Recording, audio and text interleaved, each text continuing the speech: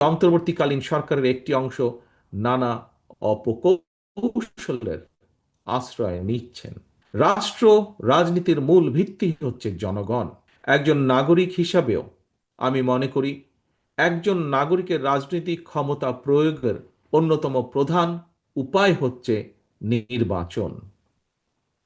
প্রতিটি নাগরিক যাতে নিজের কথা নিজেই বলতে পারে, সেটি নিশ্চিত করার স্বার্থেই দেশে একটি দায়িত্বশীল রাজনৈতিক দল হিসাবে বিএনপি বারবার একটি অবাধ, সুষ্ঠু এবং নিরপেক্ষ নির্বাচন অনুষ্ঠানের দাবিকে অগ্রাধিকার দেয়।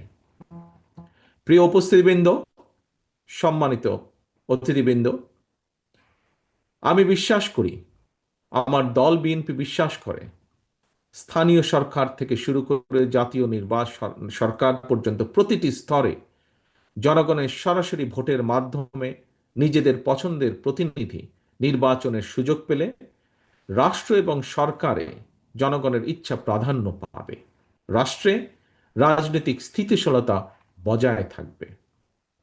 রাষ্ট্র রাজনীতির মূল ভিত্তি হচ্ছে জনগণ।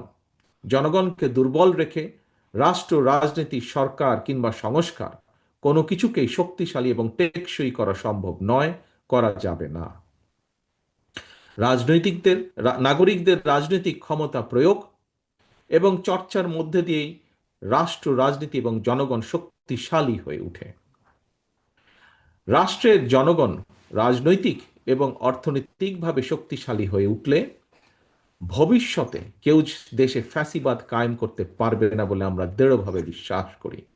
আর দেশকে কেউ তাবেদার রাষ্ট্রেও পরিণত করতে সক্ষম হবে না। তাহলে সম্মানিত উপস্থিতিবৃন্দ, সরকার এবং রাজনৈতিক নেতৃত্বকে জনগণের মুখাপেক্ষী করা গেলে রাজনীতিতে গুণগত পরিবর্তন করা সম্ভব। একই সঙ্গে জনগণের রাজনৈতিক ক্ষমতায় নিশ্চিত করাও সম্ভব হবে। দেশের সর্বস্তরের জনগণ কয়েকজন মানুষের হাতে রাষ্ট্রীয় ক্ষমতা তুলে দেওয়ার জন্য ১.৫ দশক ধরে নিশ্চয়ই আন্দোলন অব্যাহত রাখেনি, কিংবা জুলাইয়ের গণঅভ্যুত্থানেও শহীদ হননি। বাংলাদেশের একমাত্র স্মার্ট সিটি বসুন্ধরা এখন আরো নিরাপদ, আধুনিকতায় আরো এক ধাপ এগিয়ে। জনগণ রাষ্ট্র এবং সরকারে নিজেদের অধিকার প্রতিষ্ঠা করার জন্যই স্বৈরাচার বা ফ্যাসিবাদকে হটিয়েছে, জীবন উৎসর্গ করেছে। সুতরাং সরকারে যখন যারাই থাকুক, কেউ সরকার পরিচালনা করতে চাইলে তাদেরকে অবশ্যই নাগরিকদের কথা শুনতে হবে। প্রতিটি নাগরিকের আশা ভাষা বুঝতে হবে। কেউ জনপ্রতিনিধি নির্বাচিত হতে হলে তাকে অবশ্যই জনগণের সঙ্গে সম্পর্ক রাখতে হবে। বিএনপি জনগণের ক্ষমতায়নের এই রাজনীতি প্রতিষ্ঠার মাধ্যমেই শহীদদের কাঙ্ক্ষিত বাংলাদেশ গড়ে তুলতে চায়। সম্মানিত উপস্থিতিবৃন্দ, ফ্যাসিবাদ হটিয়ে জনগণ রাষ্ট্র এবং সরকারে নিজেদের অধিকার নিশ্চিত করতে অন্তর্বর্তীকালীন সরকারের হাতে রাষ্ট্র পরিচালনার ভার অর্পণ করেছে। একটি অন্তর্বর্তীকালীন সরকারের একটি অংশ নানা অপকৌশলের আশ্রয় নিচ্ছেন। অন্তর্বর্তীকালীন সরকার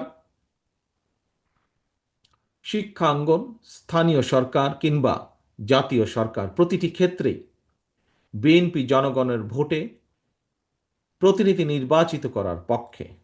কিন্তু এইসব নির্বাচন অনুষ্ঠানের ক্ষেত্রে অন্তর্বর্তীকালীন সরকার অগ্রাধিকার নির্ধারণে বিচক্ষণতার পরিচয় দিতে পারছে কিনা, এটি একটি বিরাট প্রশ্ন এই মুহূর্তে জনগণের সামনে। আমি অন্তর্বর্তীকালীন সরকারের প্রতি দৃষ্টি আকর্ষণ করে বলতে চাই, শত শহীদদের রক্তের বিনিময় পতিত, পলাতক, পরাজিত, বিতাড়িত ফ্যাসিবাদী অপশক্তি রাষ্ট্র রাজনীতিতে পুনর্বাসিত হওয়ার সুযোগ নিতে ওত পেতে রয়েছে। সরকারের যে কোনো ভুল সিদ্ধান্তে দেশে গণতন্ত্রের উত্তরণের যাত্রা পথকে সংকটে ফেলে দিতে পারে। দেশে ফ্যাসিবাদ, উগ্রবাদ, চরমপন্থা মাথাচাড়া দিয়ে উঠতে পারে। কাজেই এই ব্যাপারে আমাদের সকলকে, বিশেষ করে অন্তর্বর্তীকালীন সরকারকে অত্যন্ত সতর্ক থাকতে হবে, থাকা প্রয়োজন।